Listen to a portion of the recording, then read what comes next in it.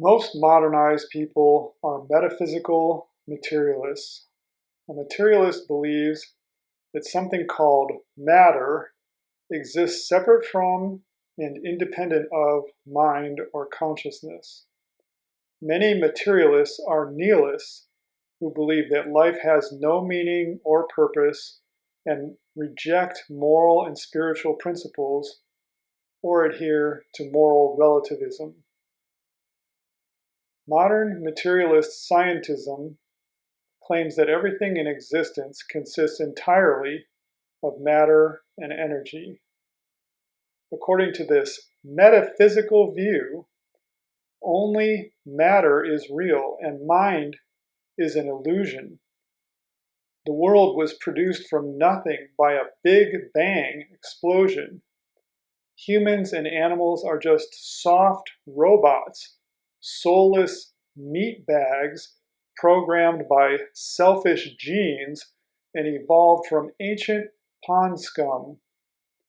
And there is no purpose or meaning to life beyond the survival of the fittest in the rat race to reach the top of the food chain.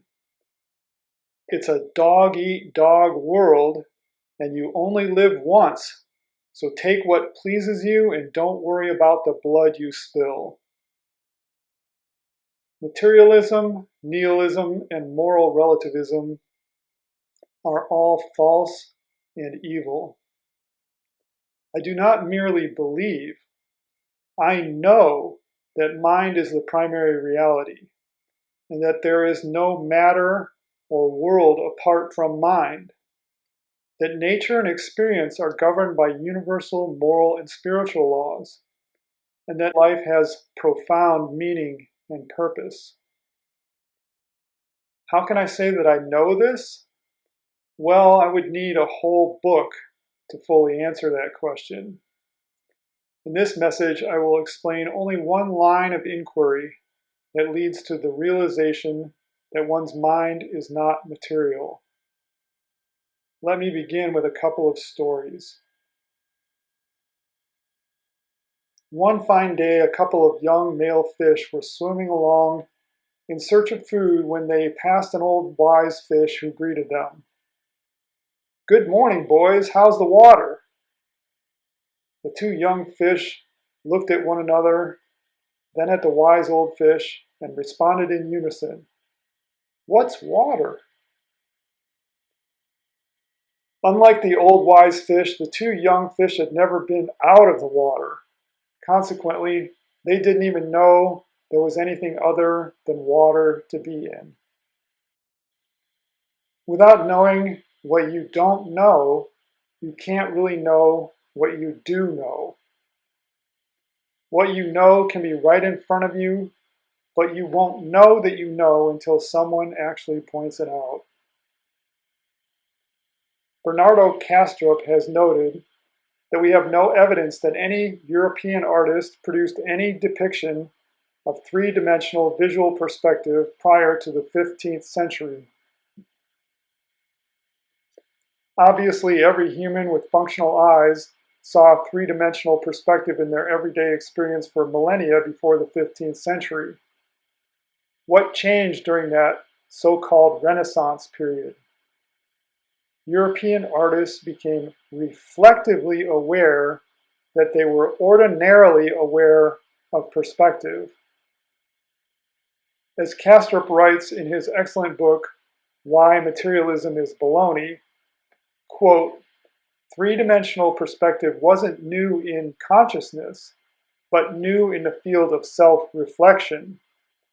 After it entered this field, it was immediately recognized as something people had always known, yet didn't know that they knew it. End of quote.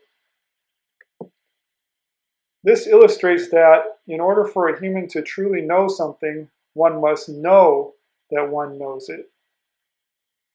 Those two young fish obviously knew water, having lived in it their entire lives. However, until someone enabled them to reflect upon the medium in which they live, it is as if the water is unknown. Similarly, humans have always known three-dimensional perspective in ordinary experience, but they did not know that they knew of this perspective until someone deeply reflected on the nature of lived experience. Most people identify with the body-mind organism that appears to occupy the center of attention. When asked who they are, they will offer statements such as, "I am John Smith. I am married to Sue Smith. I am a plumbing contractor. I am a college graduate with a master's degree. I am 69 inches tall and weigh 170 pounds. I am an American. I am a liberal," or "I am a conservative. I'm an atheist. I am honest and hardworking," and so on.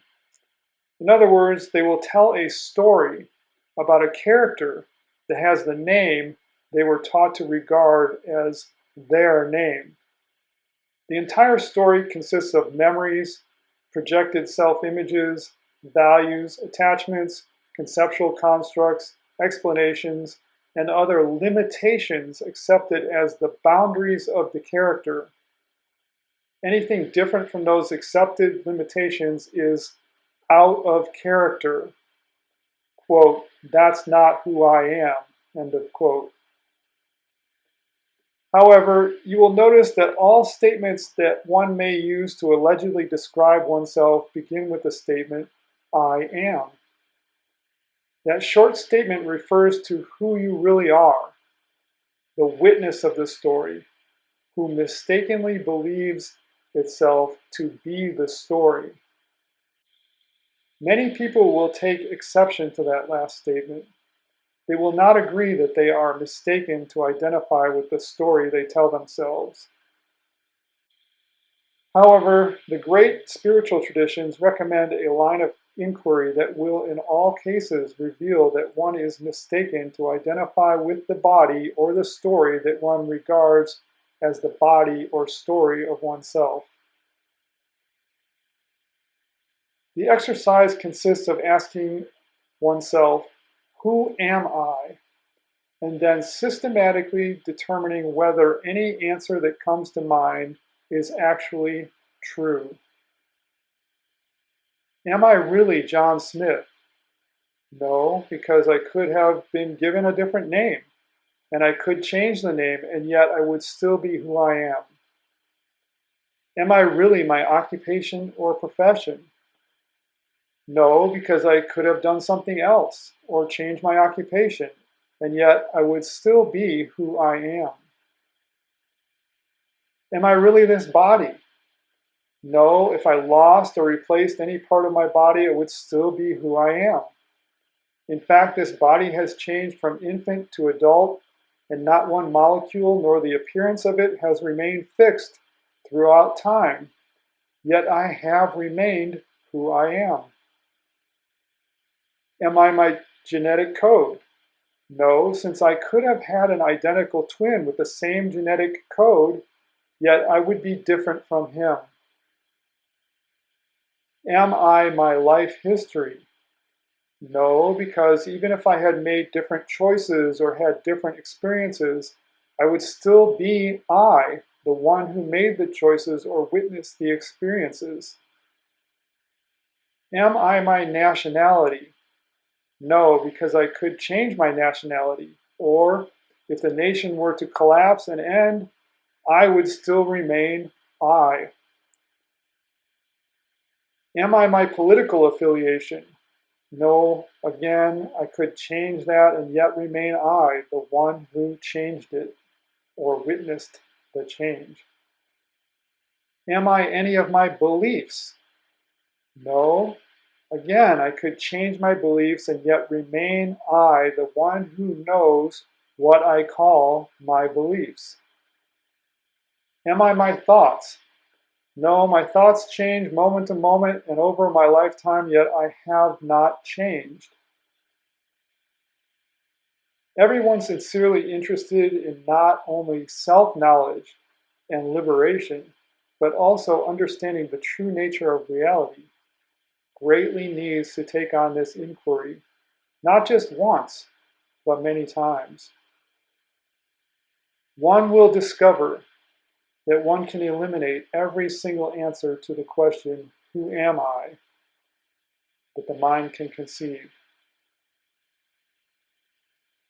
In The Marriage of Heaven and Hell, William Blake wrote, quote, "Man has no body distinct from his soul, for that called body is a portion of the soul discerned by the five senses, the chief inlets of soul in this age." End of quote. If you stick with this inquiry into one's nature for some time, you will eventually understand that Blake wrote the truth. One does not have a body distinct from one's mind. What we call the body is merely a part of the experience one has when one views just a portion of one's mind through the five senses. Eventually, this inquiry will lead one to realize that one's sense of I, or sense of self, the I sense, known as ahamkara in Sanskrit and yoga psychology, is independent of any narrative one tells or description one gives. This means that the witness that you call I is literally indescribable. It has no form, color, odor, taste, sound, or texture. Yet you can never deny its presence. Your essence has no form. You, in essence, are formless. Since your I sense has no form, there is no way to distinguish your I sense from the I sense of any other sentient being. In other words, this being that one calls oneself must be the same one, the same self in all sentient beings. Have you noticed that the word I, capital I, is homonymous with the word I, E-Y-E? There is a reason for this. The I is the one seer who sees through all eyes. Even within yourself, you have two different eyes, a right eye and a left eye, each of which sees from a different perspective. However, the one eye, capital I, that sees through each and both of your body's eyes unifies these two different perspectives into one visual field. If those eyes operated completely independently without the one I, capital I, the self, to unify their different perspectives, the two eyes would have different experiences without unity. Similarly, every sentient being experiences reality from a different perspective from all other sentient beings. If these beings had nothing in common, they could not share a common reality. However, although all sentient beings have different eyes, seeing or experiencing reality from different perspectives, every sentient being is in essence the same formless I, or self, that unifies all experiences and perspectives, seen by the I looking through all eyes into one shared experience called the world. If one sincerely pursues the "who am I" inquiry, one will eventually begin to understand that materialism is a hoax, a prison for your mind. This inquiry is a door through which you can begin your escape from that prison.